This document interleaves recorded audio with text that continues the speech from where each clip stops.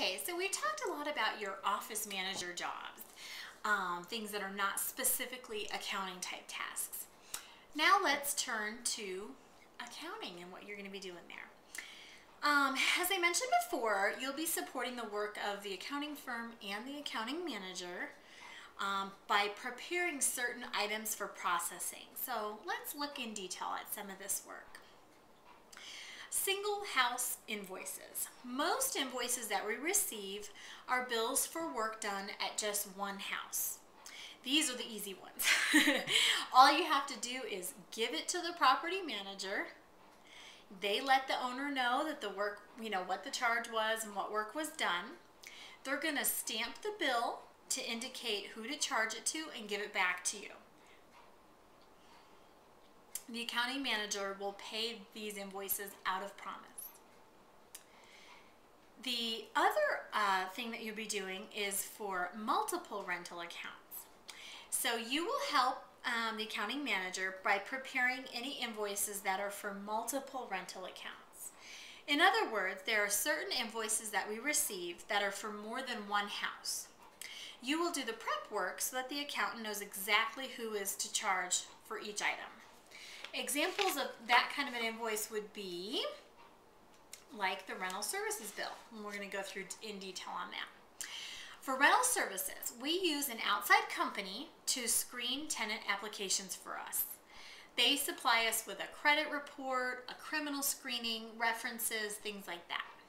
Each month we get a bill that details each application they screened for us and the corresponding charge. The bill might look something like this.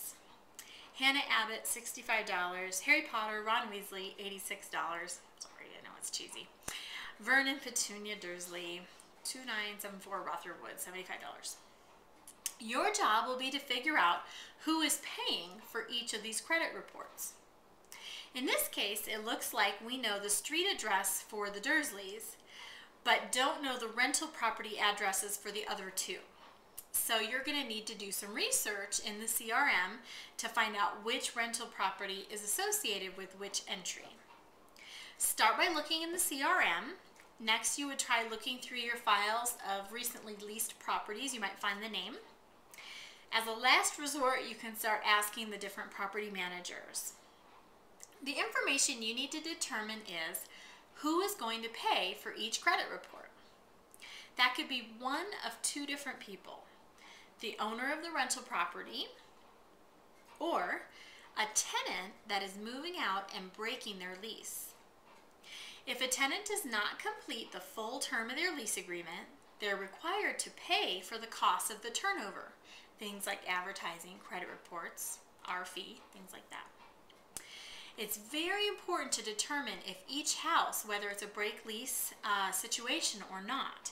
So look in the CRM on the property screen in the property info tab, and there's a field called break lease, and then you'll be able to that'll be a clue to you about what's going on. Let's keep going with our example. In your research, let's say you find that Hannah Abbott is moving into 23 Maple Street. The account code would be MAPL23. You also find that Harry and Ron are moving into 1458 Mulberry Circle, and that the current tenant, Draco Malfoy, is breaking their lease there. This current tenant of Mulberry needs to pay the credit report fee. In the end, you update the invoice. You're just going to handwrite it on the invoice with each account code. You'll learn more about that in your CRM tutorial. And it looks like this with your handwritten notes in purple. So you're just going to indicate next to each one who's paying for it. By writing down the property address, you're saying that the owner will pay for it. By writing down the tenant's name, our pretend tenant of Draco Malfoy, you're indicating that the tenant would be charged for it. Now, when the accounting manager is ready to pay this bill, she'll know exactly who to charge for each line item. Hopefully that makes sense. You would need to do this process for any invoices that have multiple properties on one bill. For our company, that's going to be rental services, rentals.com, perhaps landscaping bills, or lawn mowing bills. So let's look at these. Rental services, as we mentioned, is a company that screens tenants for us. Owners usually pay, but tenants breaking a lease would pay as well. Also, sometimes credit reports are done on tenants that don't end up renting. The bill still needs to be paid by the owner of the property or the tenant breaking that lease. The rental services bill usually comes via email around the first of the month. Rentals.com, that's an internet advertising website. We list houses on this website to help find new tenants. Owners usually pay, but tenants breaking a lease would pay as well. There's a separate file hanging in the file cabinet next to your desk for rental services and rentals.com. You'll need to refer to that file if there's any outstanding charges from previous months. The rentals.com bill usually comes by email. Landscaping bill, for example, sprinkler activations in spring, sprinkler winterizations in fall, and fertilizers, which are applied all summer. Owners usually pay that one. Lawn mowing bill or weed control. When a house is vacant, we hire a company to mow the grass and pull the weeds. Owners would normally pay that during vacancy.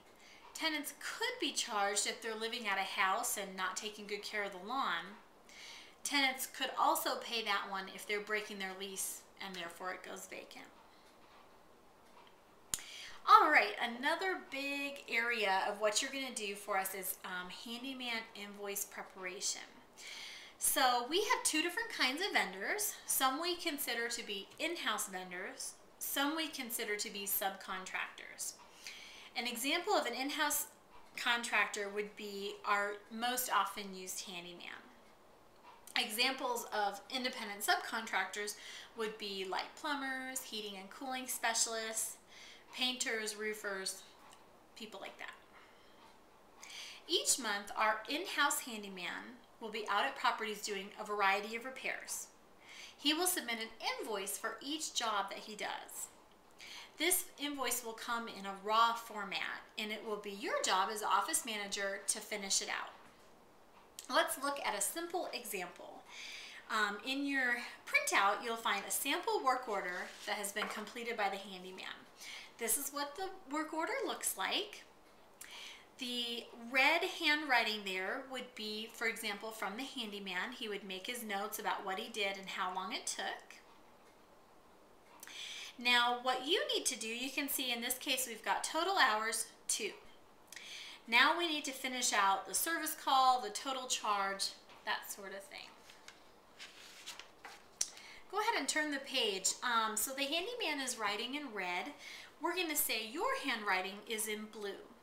So you're going to multiply the 2 hours by the hourly rate that we charge the owners, which at this time is $40.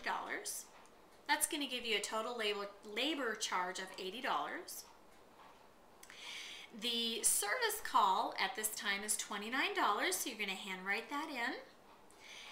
Add that all up and you get a total charge in this case of $109. Service call may change from time to time, so just get that most current information. Once you've finished out the invoice by writing on it, your next step is to enter the invoice for the handyman in the Excel spreadsheet to help keep track of it.